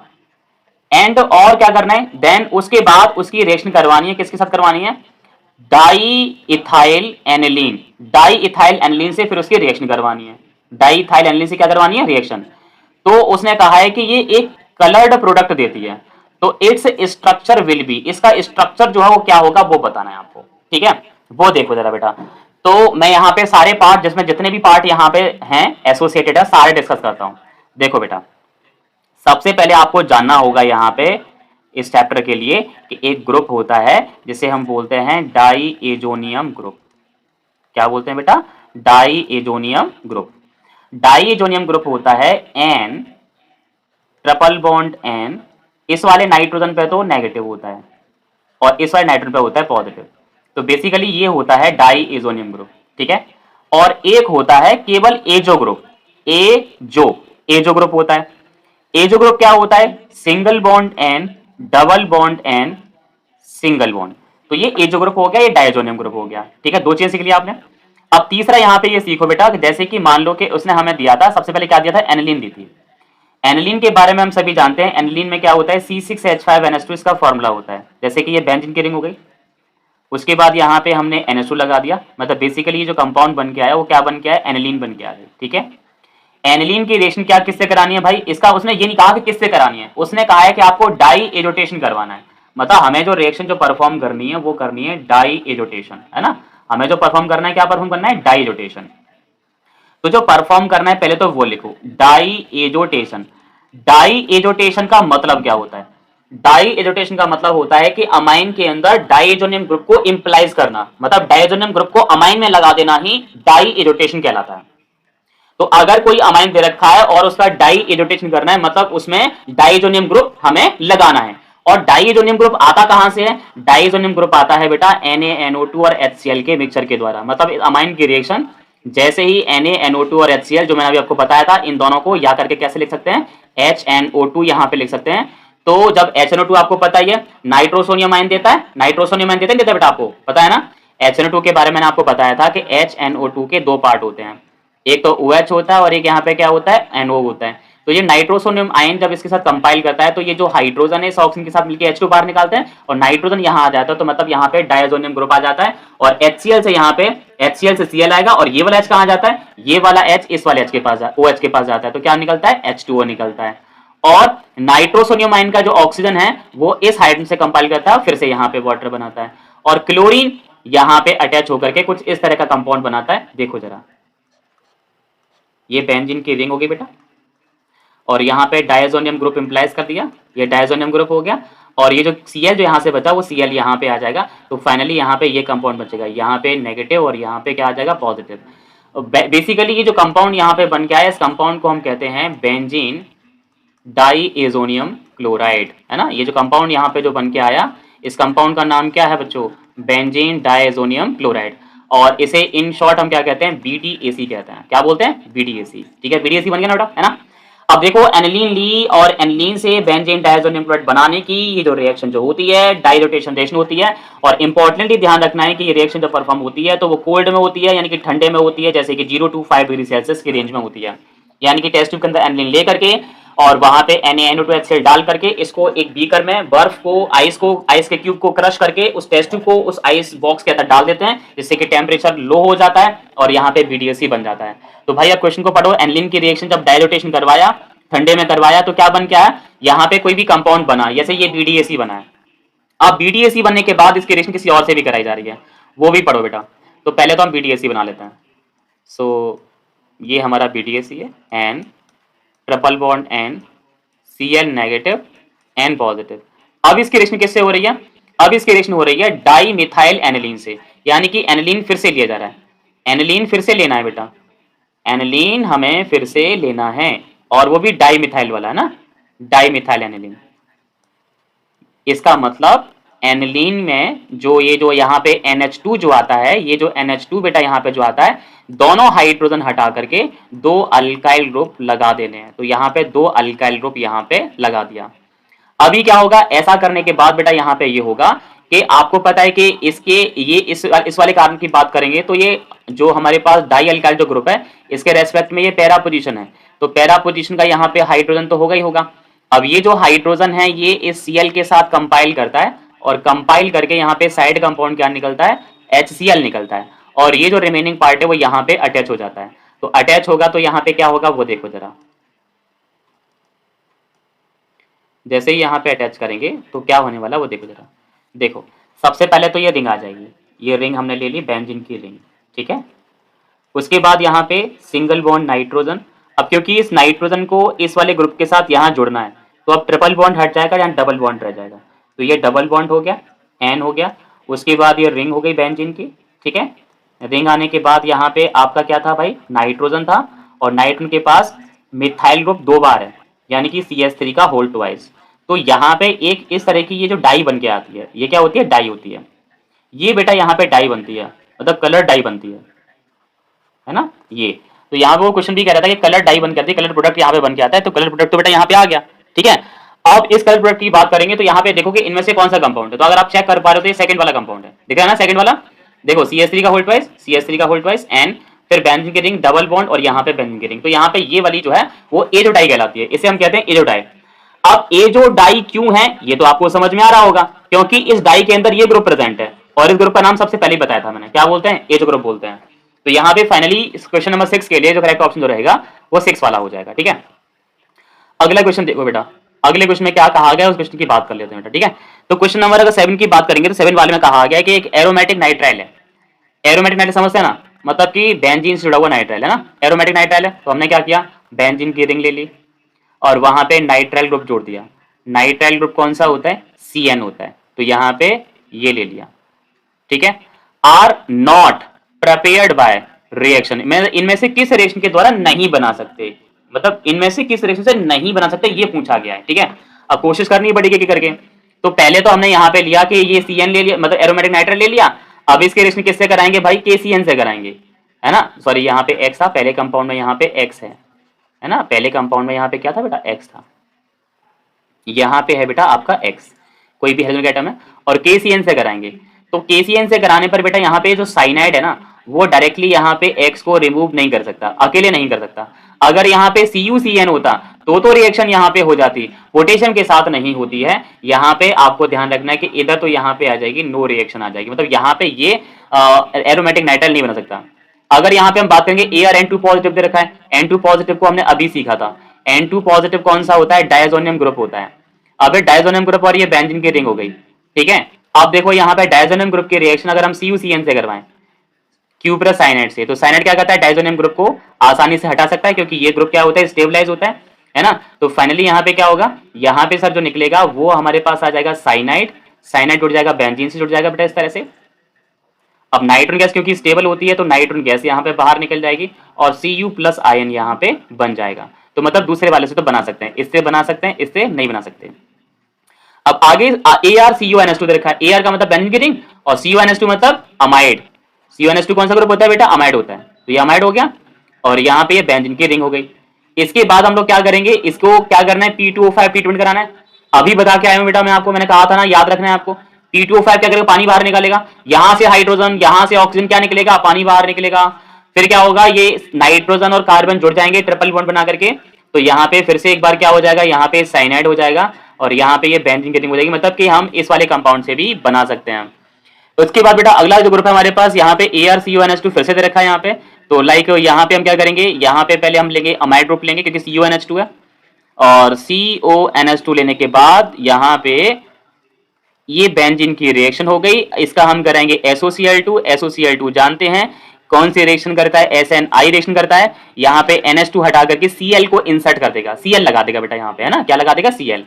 तो बेसिकली यहाँ पे जो कंपाउंड मिलेगा वो ये होगा, यानी कि बेंजोइल क्लोराइड मिलेगा। नहीं सॉरी, यहाँ पे SO2 है ना, okay okay okay okay, there is a mistake, okay. हाँ यहाँ पे थोड़ा सा यहाँ मिस्टेक है क्योंकि कुछ में थोड़ा डाउट आया, वो देखो जरा। बेसिकली यहाँ जो कंपाउंड मिलेगा वो बेंजोइल क्लोराइड मिलेगा, यानी कि अगर मेरे हिसाब से अगर बात करोगे तो यहाँ पे इसके दो ऑप्शन नहीं होना चाहिए। एक तो पहला ऑप्शन भी नहीं आ रहा है और चौथा ऑप्शन भी नहीं आ रहा है। तो और ऑन माय बिहाफ अगर वो ये पूछ रहा है कि कौन कौन नहीं दे सकता है, तो यहाँ पे एक तो फोर्थ नहीं दे सकता है और फर्स्ट नहीं दे सकता है। एक बारी अगर हम इसको सपोज भी कर लें कि यहाँ पे, क्योंकि पोटेशियम में एक बार अगर सपोज कर भी लिया जाए, जैसे कि हीट कर करा करके अगर यहाँ पे साइनाइड ग्रुप को अगर यहाँ पे इंसर्ट कर भी दें, सपोज दैट, वैसे तो नहीं है लेकिन ये 4 वाला तो बिल्कुल ही नहीं हो सकता, क्योंकि SOCl2 से यहाँ पे क्या मिलेगा, SOCl2 से यहाँ पे मिलेगा बेटा आपका ये वाला। तो यहाँ पे दो ऑप्शन हो सकते हैं कि पहला ऑप्शन भी होगा और फोर्थ ऑप्शन भी यहाँ पे हो सकता है, दोनों ही ऑप्शन यहाँ पे हो सकते हैं, ठीक है। तो ये याद रखिएगा, ये SOCl2 की बात करेंगे तो यहाँ पे दोनों ही ऑप्शन यहाँ पे हो सकते हैं, ठीक है, ओके। अगला क्वेश्चन देखो जरा, melting point are normally the highest for, मतलब किसका मेल्टिंग पॉइंट ज्यादा होगा, भाई जिसको गर्म करेंगे ज्यादा टेम्परेचर पर गर्म होगा वो मेल्टिंग पॉइंट हाई होगा। अब भाई जरा करके देख लो जरा, प्राइमरी अमाइन, देखो सारे ऑप्शन है, प्राइमरी सेकेंडरी टर्सरी तीनों दे रखे हैं। तो बेसिकली मैंने पहले यहाँ बनाया है प्राइमरी अमाइन। प्राइमरी अमाइन में क्या होता है, 3 हाइड्रोजन होते हैं, ठीक है। अगर मैंने यहाँ पे फिर से मैंने अमाइन बनाया, अमाइन केवल अमाइन की बात हो रही है बेटा, मैंने एक प्राइमरी अमाइन और ले लिया, ये वाला, ये प्राइमरी अमाइन और ले लिया, और एक प्राइमरी अमाइन बेटा मैंने ये और ले लिया, ठीक है, और एक प्राइमरी अमाइन मैंने और ले लिया, इस तरह से। अब आपको पता है कि आपने बेसिकली हाइड्रोजन बॉन्ड का कॉन्सेप्ट तो पढ़ा होगा ना। हाइड्रोजन बॉन्ड कब बनता है, जब वो हाईली इलेक्ट्रोनेगेटिव एटम के साथ जुड़ता है, जैसे कि नाइट्रोजन के साथ, है ना, और फ्लोरीन के साथ और ऑक्सीजन के साथ। तो नाइट्रोजन ऑक्सीजन और फ्लोरीन के साथ जुड़ता है, तो वहां पे आपको ध्यान रखना है कि हाइड्रोजन बॉन्ड बनता है। तो अगर मैं अमाइन लूं तो क्या ये कॉन्सेप्ट यहाँ पे एप्लीकेबल नहीं होगा, बिल्कुल होगा सर, क्योंकि अगर हम देखेंगे कि एक अमाइन का जो मॉलिक्यूल है, यानी कि जो हमारे पास अमाइन, पहले से अमाइन बना लो बेसिकली, जैसे कि प्राइमरी अमाइन बनाना है, तो प्राइमरी अमाइन के लिए यहाँ पे क्या होगा, यहाँ पे होगा सर क्या, हाइड्रोजन, है ना, और ये एक होगा अल्काइल ग्रुप। तो मतलब मैंने इसे प्राइमरी अमाइन बना दिया, सेकेंडरी अमाइन को छोड़ी दो क्योंकि ये अमोनिया तो ऑप्शन में नहीं था, तो मैंने इसे प्राइमरी अमाइन बना दिया। अब प्राइमरी अमाइन यहाँ पे क्या करेगा, एक हाइड्रोजन बॉन्ड तो यहां बनाएगा, एक हाइड्रोजन बॉन्ड तो बेटा यहां बनेगा और एक हाइड्रोजन बॉन्ड यहां बनेगा। तो यानी कि एक अमाइन दो अमाइन के साथ अटैच होता है। तो अगर जब इसे गर्म करेंगे तो गर्म करने के लिए एक ये बॉन्ड तोड़ना पड़ेगा और एक ये बॉन्ड तोड़ना पड़ेगा, 2 बॉन्ड तोड़ने पड़ेंगे। और अगर मान के चलो कि अगर मेरे पास 2 डिग्री अमाइन होता सपोज दैट, तो ये मैंने यहाँ पे 2 डिग्री अमाइन बना लिया इस तरह से, फिर मैंने यहाँ पे एक 2 डिग्री अमाइन और बनाया इस तरह से, R R और यहाँ पे H। यहाँ पे हाइड्रोजन बॉन्ड बनाने की कोशिश करोगे तो कितने हाइड्रोजन बॉन्ड बनेंगे, सिर्फ एक बनेंगे, क्योंकि अल्काइल ग्रुप तो हाइड्रोजन बॉन्ड बनाता नहीं है, और 3 डिग्री अमाइन में तो कोई H ही नहीं है, तो वहां पे H बॉन्ड बनेगा ही नहीं। तो बेसिकली अगर मेल्टिंग पॉइंट की बात करेंगे तो ध्यान रखना है कि 3 डिग्री अमाइन जो होता है उसका मेल्टिंग पॉइंट सबसे कम होगा, क्योंकि वो H बॉन्डिंग नहीं बना सकता, और 2 डिग्री अमाइन का जो मेल्टिंग पॉइंट होगा वो उससे ज्यादा होगा, क्योंकि वो एक H बॉन्डिंग कर सकता है। और 1 डिग्री अमाइन जो होगा वो उसका जो मेल्टिंग पॉइंट होगा सबसे ज्यादा होगा, क्योंकि उसमें 2 हाइड्रोजन बॉन्ड होते हैं। तो हाइड्रोजन बॉन्ड के कॉन्सेप्ट के बिहाफ पर आप यहाँ पे करेक्ट ऑप्शन चूज कर सकते हो, the correct option will be 3, ठीक है ना। तो यहाँ पे प्राइमरी अमाइन का यहाँ पे जो मेल्टिंग पॉइंट होगा वो सबसे ज्यादा होगा। अगला क्वेश्चन देखो जरा, अगले क्वेश्चन में देखेंगे तो उसमें कहा गया है कि भाई करना क्या है, इलेक्ट्रोलाइटिक रिडक्शन करना रिडक्शन है, और किसका करना है? नाइट्रोबेंजीन का। तो नाइट्रोबेंजीन ले लेते हैं बेटा। नाइट्रोबेंजीन क्या होता है? यहां पे NO2 होगा और ये बेंजीन की रिंग होगी। करना क्या है? रिडक्शन। तो रिडक्शन करना है। रिडक्शन का मतलब क्या करना है? हाइड्रोजन के साथ ट्रीट करना है। और इलेक्ट्रोलाइटिक रिडक्शन है। रिडक्शन में क्या होता है? दोनों ऑक्सीजन बाहर निकल जाएंगे, पानी का मॉलिक्यूल बनाएंगे और इसको मिल जाएंगे हाइड्रोजन। तो हाइड्रोजन इसको जैसे ही मिलेंगे तो ये कौन सा कंपाउंड बन के आएगा बेटा? देखो जरा, सभी जानते हैं C6H5NH2। कौन सा ग्रुप होता है? एनिलीन होता है। तो करेक्ट ऑप्शन कौन सा हो जाएगा? फर्स्ट वाला। अगला क्वेश्चन देखो जरा, एनिलीन है ना, एनिलीन की रिएक्शन किससे हो रही है? NaNO2HCl से। तो मैंने अभी पढ़ाया था कौन सा कंपाउंड बनेगा? BDAC बनेगा ना।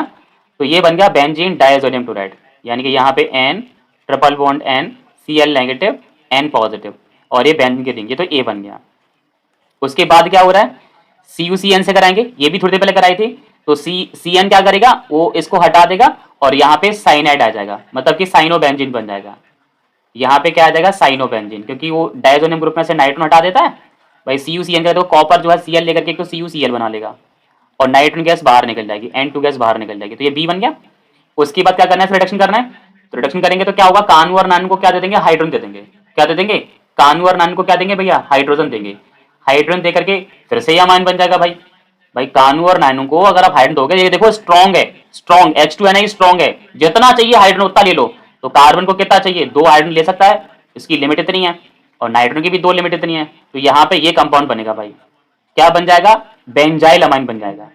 ठीक है, अभी क्या करना है? HNO2 ट्रीटमेंट कराना है। क्या कराना है भाई? HNO2 ट्रीटमेंट कराना है। तो HNO2 ट्रीटमेंट कराओगे तो यहाँ पे क्या बनने वाला है भाई? आपको पता है कि HNO2 कराते हैं, 2 पार्ट होते हैं। 2 पार्ट होते हैं, कौन सा होता है? एक तो होता है यहाँ पे OH नेगेटिव होता है, और एक क्या होता है भाई? NO2 पॉजिटिव यहाँ पे होता है। ठीक है, अभी क्या करेगा? ये इस वाले पार्ट को यहाँ से हटा देगा और हटा करके यहाँ पे क्या बनाएगा? यहाँ पे ये जो डी कंपाउंड जो बन के आएगा, वो डी कंपाउंड यहाँ पे क्या होगा बेटा? वो डी होगा हमारे पास एल्कोहलिक बन जाएगा ना, क्योंकि NH2 ग्रुप को यहाँ पे OH जब इसे रिप्लेस करेगा तो डी कंपाउंड यहाँ पे क्या होगा? OH आ जाएगा। तो यानी कि यहाँ पे CH2 यहाँ पे OH बन जाएगा, और CH2OH बन जाने के बाद ये क्या होगा? Benzyl alcohol. ठीक है, ये जो कंपाउंड यहाँ पे जो बन के आया, इस कंपाउंड का नाम क्या होगा? Benzyl alcohol. और ये कंपाउंड जो बना, इस कंपाउंड का नाम क्या था? बेंजेनामाइन। ये बेंजेनामाइन था, और ये क्या था हमारे पास? ये था हमारे पास साइनोबेंजीन। ठीक है, और इसको तो जानते ही हैं, BDAC। ठीक है, तो यहाँ पे करेक्ट ऑप्शन कौन सा रहेगा? फर्स्ट वाला, बेंजाइल एल्कोहल मिलेगा। अगला देखो, ये आपको बेटा रिएक्शन चार्ट याद रखना है, क्योंकि देखो ये क्या है? ये BDAC है, बेंजीन डायज़ोनियम क्लोराइड। इसकी रिएक्शन चार्ट पूरा आपको क्लियर होना चाहिए, पूरा याद होना चाहिए, क्योंकि चैप्टर आपको करना है तो आपको याद होना चाहिए।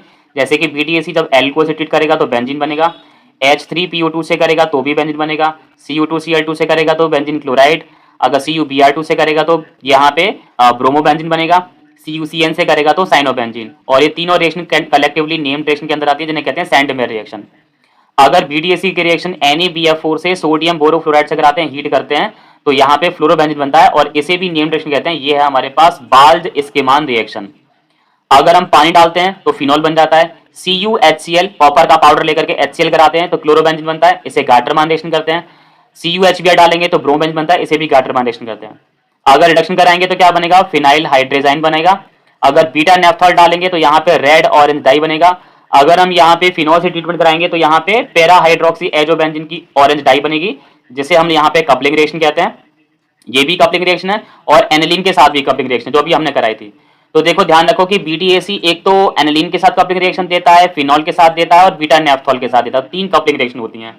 तो ये रिएक्शन चार्ट आप लोग नोट कर लें और आगे याद रखें। ठीक है, अगला क्वेश्चन देखो जरा, इसको बाद में डिस्कस करते हैं। इसको देखो जरा, अगले क्वेश्चन में कहा गया कि भाई यहाँ पे क्या होने वाला है, वो देखें क्वेश्चन। ठीक है, तो वो देखो जरा, इस क्वेश्चन में हम बात करते हैं कि सबसे पहले हमें दे रखा है एक प्रोपेनोइल क्लोराइड दे रखा है, प्रोपेनोइल क्लोराइड। ठीक है, तो 1 2 कार्बन ले लिया और यहाँ पे COOH ग्रुप लगा दिया, तो ये यहाँ पे COOH ग्रुप लगा दिया।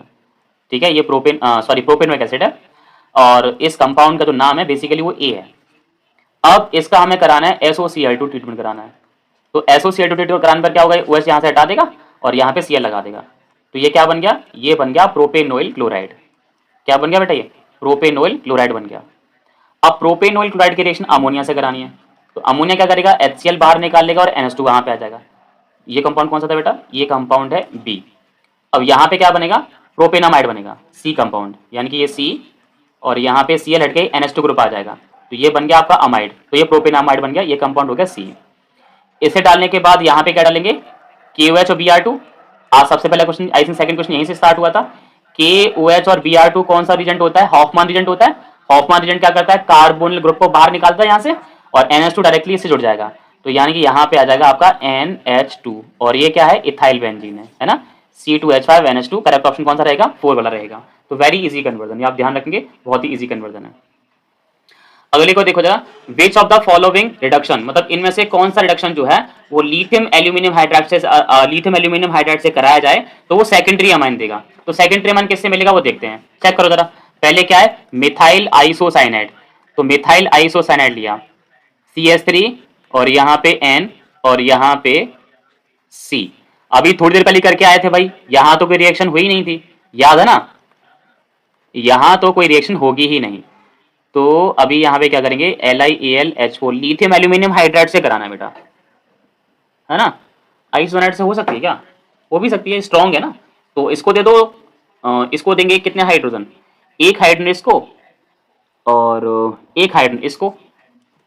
तो उसमें लिखा हुआ विच of the following reduction with the lithium aluminium hydride, lithium aluminium hydride से करें तो यहाँ पे कौन सा होगा। ओके ओके ओके ओके, ठीक है ठीक है ठीक है। देखो बेटा, पहले तो इस वाले बॉन्ड को क्लियर कर लेते हैं। ये जो बॉन्ड है ना वो क्यों बनता है वो समझते हैं। वो देखो बेटा, क्या होता है कि नाइट्रोजन के पास, आपको पता है कि मैं जब अमाइन पढ़ाए थे तो ये पढ़ाया था कि नाइट्रोजन के पास ये दो इलेक्ट्रॉन फ्री होते थे, नॉन बॉन्डिंग इलेक्ट्रॉन कहते हैं। अब अगर मान लो कि यहाँ कार्बन अकेला है तो उसकी वैलेंसी 4 होती है, तो 4 वैलेंसी को करने के लिए दोनों इलेक्ट्रॉन कार्बन को दे देता है। तो बेसिकली ऐसा करने पर क्या होगा कि नाइट्रोजन और कार्बन के बीच में एक सिग्मा बॉन्ड, एक पाई बॉन्ड और एक डेटिव बॉन्ड, 3 बन जाएंगे। ये सिग्मा बॉन्ड है, ये पाई बॉन्ड है, ये डेटिव बॉन्ड है। तो अब जब यहां पे रिडक्शन कराएंगे तो सबसे पहले तो डेटिव बॉन्ड हट करके किसके पास पहुंचेगा, नाइट्रोजन के पास। यानी कि यहां पे नाइट्रोजन को डेटिव बॉन्ड मिला, डेटिव बॉन्ड मिला नाइट्रोजन को, सॉरी हाँ डेटिव बॉन्ड मिला, जिससे कि उसका यहां पे लोन पेयर ऑफ इलेक्ट्रॉन वापस मिल गया। अब यहाँ पे 2 हाइड्रोजन रह गए, ठीक है, 2 हाइड्रोजन यहाँ पे रह गए, सॉरी 2 पाई बॉन्ड, और यहाँ पे कार्बन है और यहाँ पे प्लस आ गया। और जब आप इसका रिडक्शन यहाँ पे कराओगे, यानी कि इसे हाइड्रोजन दोगे जो कि लिथियम एल्यूमिनियम हाइड्राइड से आएंगे, तो इसके अंदर 2 हाइड्रोजन ले लेगा और एक हाइड्रोजन ये ले लेगा। तो अगर हम नाइट्रोजन को एक हाइड्रोजन दे देते हैं तो ये तो नाइट्रोजन का हाइड्रोजन आ गया, और 2 हाइड्रोजन इससे दे देते हैं, एटलीस्ट 3 दे देंगे क्योंकि 3 दे सकता है, कैपेबिलिटी 3 की है ना, एक पाई बॉन्ड हटेगा, वैसे 2 चल लेते हैं, तो बैलेंस ही कार्बन की 4 होते हैं, 3 हाइड्रोजन दे दिए। और बेसिकली यहाँ पे क्या है, लोन पेयर ऑफ इलेक्ट्रॉन है। तो देखो क्या ये जो अमाइन है वो 2 डिग्री अमाइन है, यस सर ये 2 डिग्री अमाइन है सर। 2 डिग्री अमाइन क्यों है, क्योंकि एक नाइट्रोजन से 2 अल्काइल ग्रुप अटैच्ड है, तो आई थिंक 13 का फर्स्ट वाला यहाँ पे ऑप्शन जो है करेक्ट रहेगा। ठीक है, आगे बात करते हैं, अगला क्वेश्चन देखो जरा। ये तो भाई अभी सब पढ़ के आए थे, ये क्या है, एनिलीन है, NaNO2HCl कराएंगे तो क्या बनता है, BDAC, और BDAC की ये डाई अल्काइल एनिलीन से रिएक्शन कराएंगे तो अभी पढ़ के आए थे कौन सा कंपाउंड बनता है, ये वाला बनता है। थोड़ी पहले करा था ना, देखो जरा क्वेश्चन रिपीट हो गया, 2008 में आया है। और इसी तरह का क्वेश्चन जो है कब आया था, देखो जरा, ये क्वेश्चन जो आया था यहां पे आया, 4 में आया था, तो 4 साल बाद क्वेश्चन रिपीट हुआ। देखो सेम कंपाउंड यहां बना था और सेम कंपाउंड वहां पे, तो आपको ध्यान रखने की इंपॉर्टेंट हो गया। और ये कहां से आए, कपलिंग रिएक्शन से आए, इसे कपलिंग रिएक्शन कहते हैं। मैंने 4 पेपर कहा, देखो ये कपलिंग रिएक्शन, अमाइन के साथ एनिलीन के साथ कराते हैं, या फिर एनिलीन का कोई भी डेरिवेटिव हो तो वो BDAC के साथ ट्रीट करके वहां पे डाई बनाता है, उस डाई को हम क्या बोलते हैं, एरोडाई बोलते हैं। तो यहाँ पे एरोडाई बनेगी और ये वाली डाई बनेगी, क्योंकि यहाँ पे डाई अल्काइल ग्रुप है, तो यहाँ पे 14 का कौन सा होगा, सेकंड वाला ऑप्शन करेक्ट होगा। उसके बाद हम बात करते हैं, देखो जरा यहाँ पे क्या है, ये 2 डिग्री अमाइन है, NaNO2HCl कराएंगे तो क्या बनेगा, डायजोनियम ग्रुप आएगा कि नहीं आएगा, यहाँ पे देखते हैं, नहीं आएगा सर। डायजोनियम ग्रुप क्यों नहीं आएगा, क्योंकि ये 1 डिग्री अमाइन नहीं है, ये 2 डिग्री अमाइन है। 1 डिग्री अमाइन तो देता है डायजोनियम ग्रुप, और 2 डिग्री अमाइन के बारे में पढ़ाया था ना, क्या देता है, नाइट्रोसो ग्रुप देता है, नाइट्रोसो, है ना। तो देखो ये क्या है, ये मेरे पास एक मिथाइल फिनाइल अमाइन है, 2 डिग्री अमाइन है, और NaNO2HCl कराएंगे। और NaNO2HCl समझते हैं ना, NaNO2HCl क्या होता है, HNO2 होता है, और HNO2 क्या होता है, 2 पार्ट होते हैं, एक OH नेगेटिव और एक NO positive. OH negative H को लेके भाग जाएगा, क्या बन जाएगा, H2O, NO ग्रुप वहां पे आ जाएगा, तो नाइट्रोसो ग्रुप इंप्लाइज हो गया, किसके अंदर, नाइट्रोसो ग्रुप आ गया नाइट्रोजन के साथ, और नाइट्रोजन के पास एक मिथाइल है और एक यहाँ पे फिनाइल ग्रुप है। मैच कर लो कौन सा ऑप्शन है। मैच करोगे तो आई थिंक आपको सेकंड ऑप्शन मिलेगा। देखो ये बेंजीन की रिंग हो गई और ये मिथाइल हो गया, ये नाइट्रोसो ग्रुप हो गया। तो नाइट्रोसो कंपाउंड होता है 2 डिग्री अमाइन। जो भी 2 डिग्री अमाइन होगी वो हमेशा ट्रीट करेगी जब किसके साथ, लाइक NaN2HCl के साथ, तो क्या बनाएगी, नाइट्रोसो कंपाउंड बनाएगी। ठीक है, okay, go for the next question.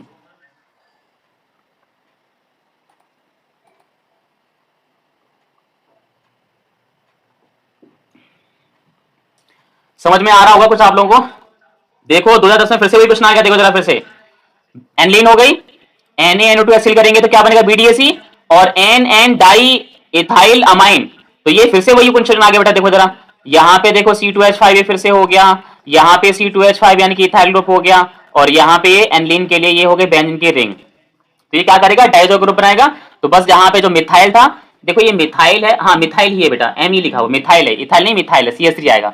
तो जो डाइजो ग्रुप बनता है ये वाला बनेगा। तो देखो कितनी बार आया सेम क्वेश्चन, 2000 पहले 4 में आया, 4 के बाद 2008 में आया, और फिर उसके बाद 2010 में आया, और हो सकता है कि 2024 में भी आ जाए। तैयार कर लो इसे। सेमी कंपाउंड कितनी बार आ रहा है, 3 बार ग्रुप, 3 बार कंपाउंड आ गया। 3 बार आ गया तो बहुत बड़ी बात है, एक क्वेश्चन रिपीट होना ही बहुत बड़ी बात है। तो 3 बार आ रहा है तो क्या ये है ना।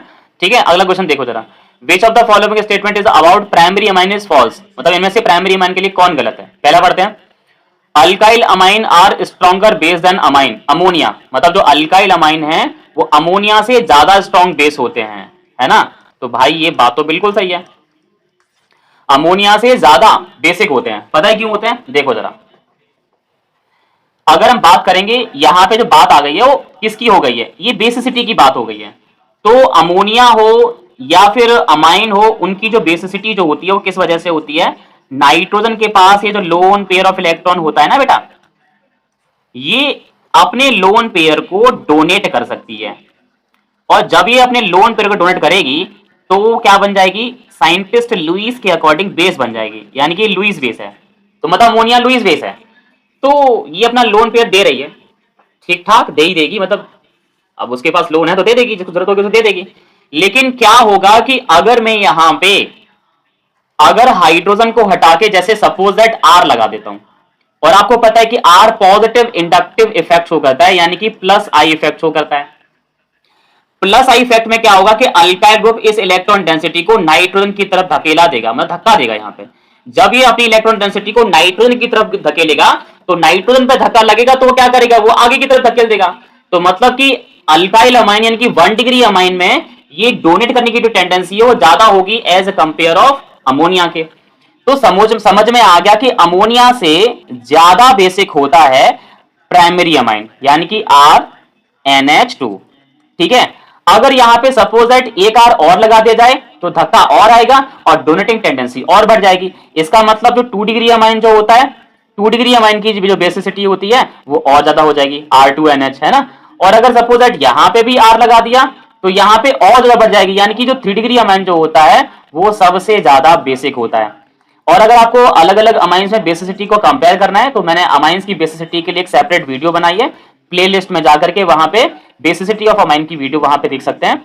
तो ध्यान रखना है कि अमाइन सबसे कम होता है, उससे ज्यादा होता है, सॉरी अमोनिया सबसे कम होता है, उससे अधिक होता है प्राइमरी अमाइन, फिर सेकेंडरी, फिर टर्शरी। तो पहले को पढ़ो जरा, सही बात है गलत बात है, अल्काइल अमाइन ज्यादा स्ट्रॉन्ग होता है अमोनिया से। सर सही बात है, alkyl amine are stronger base than aryl amine. Aryl का और आ गया भाई, अराइल का देखो जरा, अराइल के केस में क्या होता है कि नाइट्रोजन पे ये जो लोन पेयर ऑफ इलेक्ट्रॉन जो होता है ना, और अराइल बनाने के लिए बेंजीन आएगा। अब बेंजीन क्या करता है, बेंजीन यहाँ पे नेगेटिव मेसोमेरिक इफेक्ट शो करता है, यानी कि अमाइन में ये जो अमाइन है ना, अमाइन में नाइट्रोजन पे जो लोन होता है उसको अपनी तरफ विड्रॉ करता है, मतलब इसकी इलेक्ट्रॉन डेंसिटी को ये अपनी तरफ खींच रहा है। और अगर खींचेगा तो इसकी जो डोनेटिंग टेंडेंसी होगी वो तो अमोनिया से भी ज्यादा कम हो जाएगी, यानी कि सबसे कम किसका आएगा, एनिलीन का आएगा, अराइल अमाइन का। तो C6H5NH2 सबसे कम वीक बेस होती है, क्योंकि इसमें डोनेटिंग टेंडेंसी सबसे कम होती है। उससे ज्यादा अमोनिया, उससे ज्यादा 1 डिग्री अमाइन, उससे ज्यादा 2 डिग्री अमाइन, सबसे ज्यादा 3 डिग्री अमाइन। तो भाई यहाँ पे ये बोल रहा है कि अल्काइल अमाइन स्ट्रॉन्ग बेस है अराइल अमाइन से। सही बात है सर, स्ट्रॉन्ग बेस है, बिल्कुल सही बात है, सही बात है ना। तो ये भी भाई सही बात हो गई। अब ये कह रहा है कि अल्काइल अमाइन रिएक्ट करते हैं नाइट्रस एसिड से और वो एल्कोहल बनाते हैं, ऐसा बोल रहा है वो। तो भाई एल्कोहल तो बनता ही नहीं है, एल्कोहल कहां बनता है, नाइट्रस एसिड से करोगे तो एल्कोहल कहां बनेगा। और कह रहा है कि aryl amine react with the nitrous acid और प्रोड्यूस फिनॉल। हाँ, अराइल में बन जाता है। तो यहाँ पे जो करेक्ट ऑप्शन जो रहेगा वो 17 वाले की अगर हम बात करेंगे तो 17 का एक बार देख लेते हैं, थर्ड और फोर्थ को देखते हैं जरा। अल्काइल अमाइन ले लेते हैं। अल्काइल अमाइन लिया मैंने आर NH2 और कराना है नाइट्रस एसिड से ट्रीट कराना है। नाइट्रस का पार्ट आपको पता है कि ये OH होगा और यहाँ पे क्या होगा, NO होगा। और अभी हमने करा था कि OH जो नेगेटिव पार्ट है और ये NO पॉजिटिव पार्ट है, तो OH यहाँ पे NH2 ग्रुप को यहाँ से हटा सकता है क्या? यस। पता है क्यों? इसलिए क्योंकि अभी मैं इसका एक्सप्लेनेशन करूंगा, अभी आपको बताता हूं कि क्यों हटा सकता है। यहाँ पे सब्स्टिट्यूशन रिएक्शन पॉसिबल है, NH2 को हटा सकते हैं और हटा करके यहाँ पे क्या लगा देंगे, OH लगा देंगे, है ना, OH लग जाएगा यहाँ पे। ओके, और यहाँ पे साइड कंपाउंड जो निकलेगी, एक तो नाइट्रोजन गैस निकलेगी और प्लस यहाँ पे क्या निकलेगा, H2O निकलेगा। लेकिन अगर अराइल अमाइन की बात करेंगे, अराइल में क्या होता है, बेंजीन की रिंग होती है और यहाँ पे NH2 ग्रुप है। और सेम रिएक्शन यहाँ पे करो, HNO2 का करते हो तो मैंने आपको सिखाया था यहाँ पे फिनॉल नहीं बनता, यहाँ पे बेंजीन डायजोनियम क्लोराइड बनता है, डायजोनियम सॉल्ट बनता है। अब ऐसा कैसे हुआ मैं आपको बता देता हूं, ठीक है, ऐसा कैसे हुआ समझ लो बेटा। देखो एक बात ध्यान रखो कि जब भी हमारा नाइट्रस एसिड जिसके पास दो पार्ट होते हैं, OH नेगेटिव NO पॉजिटिव, ये जब भी अमाइन ग्रुप से ट्रीट करता है तो एक बात कंफर्म है कि इन दोनों के ट्रीटमेंट से डायएजोनियम ग्रुप बनता है। क्या बनता है बेटा, डायएजोनियम ग्रुप बनता है ना। अब देखो जरा, अगर हम बात करेंगे कि डायएजोनियम ग्रुप को अल्काइल और अराइल दोनों के साथ लगा के देखो, तो अगर मैंने अल्काइल ग्रुप के साथ अगर डायएजोनियम ग्रुप लगाता हूं तो आप ये देखो कि क्या ये डायएजोनियम ग्रुप स्टेबल है कि अनस्टेबल है। सर ये जो डायएजोनियम ग्रुप है ना वो अनस्टेबल होगा। पता है क्यों? क्योंकि अल्काइल ग्रुप तो पॉजिटिव इंडक्टिव इफेक्ट शो करता है, जिसकी वजह से वो अपनी इलेक्ट्रॉन डेंसिटी को नाइट्रोजन की तरफ धकेलेगा। ये से कहेगा भाई देख तू मेरे साथ बॉन्डिंग मत कर, तू स्टेबल रह सकता है तो चला जा, इलेक्ट्रॉन तेरे को लेना है लेके चला जा और मुझे अकेले छोड़ दे। तो क्या होता है कि ये जो पॉजिटिव चार्ज है वो यहाँ पे आ जाता है, तो गिव्स आउट के बाद यहाँ पे R पॉजिटिव बन जाता है और नाइट्रोजन गैस यहाँ पे सेपरेट हो जाती है। लेकिन अगर बेसिकली अराइल ग्रुप की अगर हम बात कर रहे होते हैं, यहाँ पे अराइल ग्रुप कुछ ऐसा होता है और यहाँ पे डायजोनियम ग्रुप हमने यहाँ पे ले लिया, तो आपको ध्यान रखना होगा कि डायजोनियम ग्रुप में जैसे यहाँ नेगेटिव है यहाँ पॉजिटिव है, तो इसका ये जो पॉजिटिव चार्ज जो यहाँ पे आपको दिख रहा है वो इस पाई बॉन्ड के साथ यहाँ पे कॉन्जुगेशन सिस्टम में होता है। मतलब यहाँ पे क्या मिलता है, कॉन्जुगेशन मिलता है, और कॉन्जुगेशन की वजह से क्या होता है, रेजोनेंस आता है, और रेजोनेंस की वजह से क्या मिलती है, स्टेबिलिटी मिलती है। यानी कि अराइल ग्रुप डायजोनियम को नहीं जान देता, वो देखो इसको इससे कोई मतलब ही नहीं था। अल्काइल ग्रुप तो पॉजिटिव इंडक्टिव इफेक्ट शो कर रहा था, लेकिन अराइल क्या करता है, मेसोमेरिक इफेक्ट शो करता है, यानी कि वो नाइट्रोजन के साथ कॉन्जुगेशन में, यानी कि वो उसके बिना इनकम्प्लीट है, तो वो उसे नहीं जाने देता। तो ध्यान रखना है कि यहाँ पे R पॉजिटिव मिल सकता है, तो जो OH नेगेटिव की बात आई थी उसके अटैक से यहाँ पे क्या मिलेगा, अल्कोहल मिल सकता है, लेकिन यहाँ पे डायजोनियम कंपाउंड ही रहेगा। ठीक है, तो ये ध्यान रखेंगे आप लोग। अगला क्वेश्चन है कि आपको लेना है एसिटामाइड। एसिटामाइड सभी जानते हैं कि एसिटामाइड क्या होता है, CH3CONH2 एसिटामाइड है बेटा, है ना।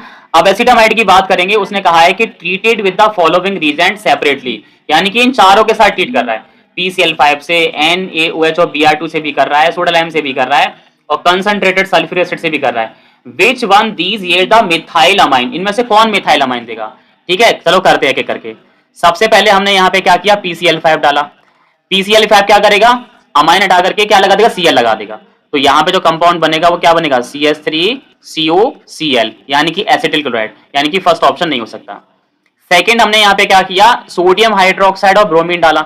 सोडियम हाइड्रोक्साइड ब्रोमीन क्या होता है, क्लैपिंग रीजेंट, यानी कि हॉफमैन डिग्रेडेशन होगा, कार्बोनिल ग्रुप यहां से हट जाएगा और यहां पे क्या आ जाएगा, CH3NH2, यानी कि मिथाइल अमाइन। तो यहां पे करेक्ट ऑप्शन हो गया। तो यहां पे जो करेक्ट ऑप्शन हो गया 18 के लिए वो कौन सा जाएगा, सेकंड वाला हो जाएगा। ये क्या करेगा, डिहाइड्रेशन, और ये क्या करेगा, डीकार्बोक्सिलेशन। तो मतलब इसे छोड़ देंगे, सेकंड वाला करेक्ट ऑप्शन हो जाएगा। आगे कहा गया कि विच of the following gives the soluble complex, मतलब इनमें से कौन सा सॉल्युबल कॉम्प्लेक्स होगा on reaction with the benzene sulphonyl chloride, यानी कि बेंजीन सल्फोनिल क्लोराइड। ये पहला क्वेश्चन तो याद है ना आपको, कौन है, हिंसबर्ग रीजेंट है, है ना, क्या है बेटा, हिंसबर्ग रीजेंट। और सॉल्युबल कॉम्प्लेक्स मिल रहा है, सॉल्युबल कॉम्प्लेक्स किसमें मिलता था, प्राइमरी अमाइन में। तो प्राइमरी अमाइन ढूंढ लो, आंसर हो जाएगा। देखो जरा, नाइट्रोजन के साथ केवल एक एल्काइल ग्रुप है, यही आंसर हो गया। यहां देखो दो एल्काइल ग्रुप है, मतलब ये 2 डिग्री अमाइन है, ये नहीं होगा। ये तो एल्कोहल होगा ही नहीं, ये 3 डिग्री अमाइन, ये होगा नहीं। तो करेक्ट ऑप्शन कौन सा हो गया, 19 वाला हो गया। ठीक है, तो ऑल ओवर द सारे क्वेश्चन मैंने करा दिया आप लोगों को, और भी क्वेश्चन होंगे तो आप अपने आप करें। आई होप सो कि आपको सारे क्वेश्चन यहाँ पे क्लियर होंगे। मैंने मोस्ट ऑफ सारे टॉपिक डिस्कस करने की कोशिश भी की है, सारे टॉपिक आपको समझाएं, चीजें समझ में भी आई होंगी आप लोगों को। तो आप इस तरह से अमाइन का कोई भी क्वेश्चन कर सकते हैं। अगर फिर भी अगर आप लोगों को अगर कोई डाउट आया हो तो आप लोगों से वहां पूछ सकते हैं, जो भी क्वेश्चन समझ में ना आया हो तो वहां पे आप लोग क्वेश्चन पूछ सकते हैं। ठीक है बेटा, ओके, बात क्लियर है सभी को? ठीक है, ओके। वीडियो को ज्यादा से ज्यादा शेयर करें, सब्सक्राइब करें, ठीक है, okay, thank you for watching.